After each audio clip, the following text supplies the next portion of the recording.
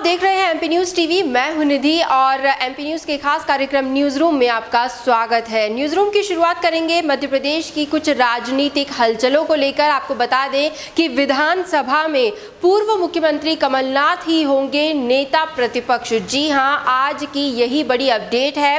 Congress party में नेता प्रतिपक्ष के नाम को लेकर काफ़ी खींचतान मची हुई थी, लेकिन अंततः सर्वसम्मति से पूर्व मुख्यमंत्री कमलनाथ के नाम पर ही मोहर लगी है। आपको बता दें कि ग्वालियर चंबल के बड़े नेता डॉक्टर गोविंद सिंह के नाम को लेकर भी काफ़ी अटकलें लगाई जा रही थी, लेकिन खबरों में यह है कि डॉक्टर गोविंद सिंह के नाम पर पार्टी एक मत नहीं हो पाई और पार्टी में किसी तरह का असंतोष ना हो, एक बार फिर कोई नाराज ना हो जाए, इसे बात को लेकर इसी को ध्यान में रखते हुए कमलनाथ के नाम पर मोहर लगाई गई है और अब कमलनाथ के सहारे ही कांग्रेस पार्टी विधानसभा में एंट्री करने वाली है।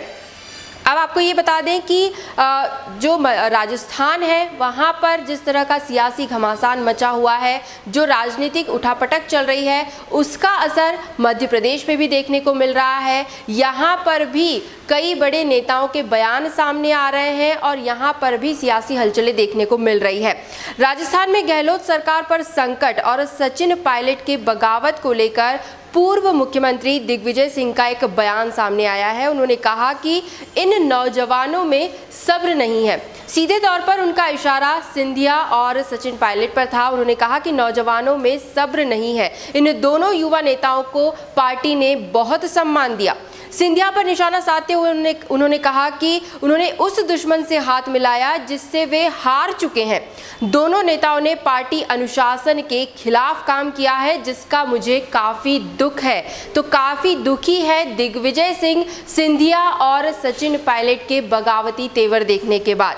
राजस्थान की सियासी हालातों पर पूर्व लोकसभा स्पीकर सुमित्रा महाजन का बयान भी सामने आया है। ताई ने कहा कि वैसे ये कांग्रेस का अंदरूनी मामला है, लेकिन फिर भी युवा नेतृत्व की उपेक्षा नहीं की जानी चाहिए। राजनीति में युवाओं को भी अपनी काबिलियत दिखाने का पूरा मौका मिलना चाहिए। ये कह सकते हैं कि ताई ने राजस्थान के राजनीतिक संकट पर कोई सीधी टिप्पणी तो नहीं की, लेकिन फिर भी दबे स्वर में वे सचिन पायलट का समर्थन करती नजर आ रही हैं।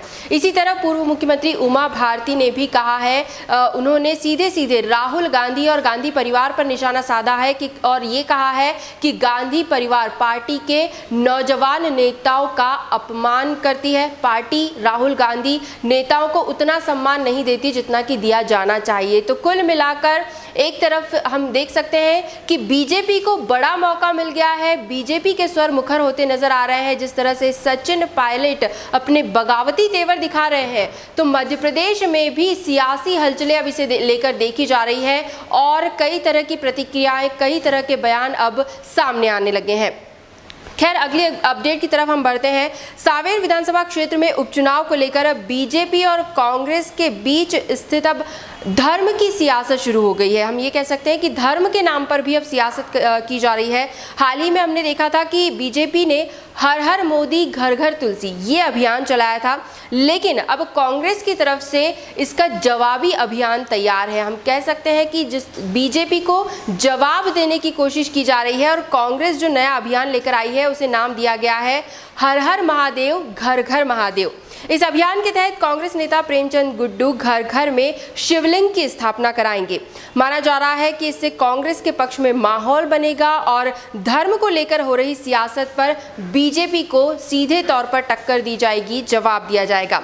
कांग्रेस विधायक संजय शुक्ला का कहना है कि श्रावण मास चल रहा है, लेकिन कोरोना संकट काल के चलते लोग मंदिर में जाकर भगवान भोलेनाथ की पूजा अर्चना नहीं कर पा रहे हैं। इसीलिए हर घर में शिवलिंग की स्थापना कराई जा रही है ताकि लोग घर में ही रहकर पूरे भक्तिभाव से भगवान महादेव का अभिषेक कर सके, पूजा अर्चन कर सके। इसलिए इस अभियान के तहत घर घर में शिवलिंग दान किए जाएंगे और इसके लिए बाकायदा रजिस्ट्रेशन भी किया जा रहा है ताकि पूरे अनुष्ठान के साथ शिवलिंग की स्थापना हो। लेकिन साफ तौर पर इसे उपचुनाव से जोड़कर देखा जा रहा है और सीधे तौर पर बीजेपी के अभियान का जवाबी हमला इसे कहा जा रहा है। इसके आगे बढ़ेंगे और अब बात करेंगे मध्य प्रदेश में कोरोना संक्रमण को लेकर बन रहे हालातों को लेकर।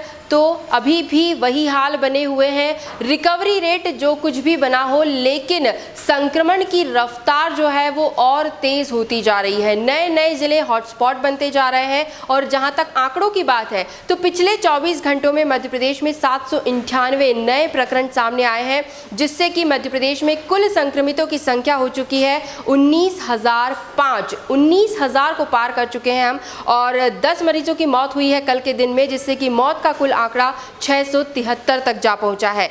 दूसरी तरफ 13,575 मरीज स्वस्थ भी हुए हैं, डिस्चार्ज होकर अपने घरों को भी लौटे हैं। अलग अलग जिलों की बात करें तो इंदौर में 93 नए संक्रमित मिले, जिससे कि कुल संक्रमितों की संख्या हो चुकी है 5,496। 5 मरीजों की मौत हुई है कल के दिन में और कुल मौत का जो आंकड़ा है वो 278 तक जा पहुंचा है। स्वस्थ होने वाले मरीजों की बात करें तो वह है 4,074 मरीज स्वस्थ होकर अपने घरों को लौटे हैं। भोपाल में 103 नए प्रकरण सामने आए, कुल संक्रमित 3,693 हो चुके हैं। इसी तरह मुरैना में 1,074 तक पहुंच गई है संख्या। उज्जैन में जो फिलहाल सिलसिला थमा हुआ था, वहां पर भी नए मरीज मिलना शुरू हो गए हैं। उज्जैन में 13 नए प्रकरण सामने आए और कुल 909 संक्रमित अब तक हो चुके हैं। जबलपुर में 606, नीमच में 499, सागर 463, बुरहानपुर 432, खंडवा 429, खरगोन में भी 409 तक पहुंच गई है संख्या। भिंड में 15 नए मरीज सामने आए हैं और कहा जा रहा है कि ये कुछ नए क्षेत्रों से है। भिंड में कुल संख्या अब हो चुकी है 366। तो साफ तौर पर आंकड़ों के हिसाब से हम देख सकते हैं कि नए क्षेत्र जो है वहां पर संक्रमण तेजी से फैल रहा है और कुछ नए जिले जो हैं वो अब धीरे धीरे रेड जोन की ओर बढ़ रहे हैं।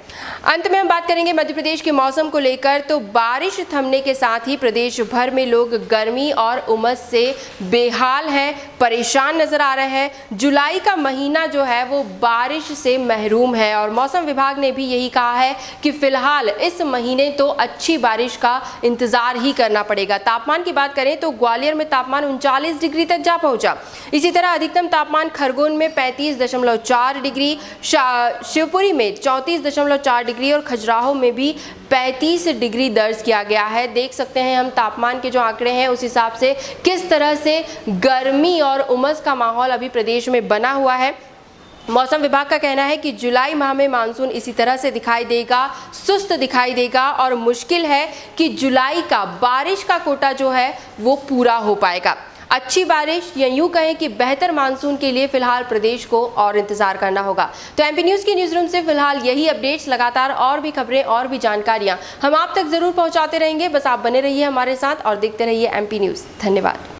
एमपी की नब्ज, एमपी का हाल, मध्य प्रदेश की हर खबर एमपी न्यूज़ टीवी के साथ। लगातार खबरों के लिए सब्सक्राइब करें हमारा YouTube channel MP news TV. Latest updates के लिए बेल आइकन दबाना जरा भी न भूलें।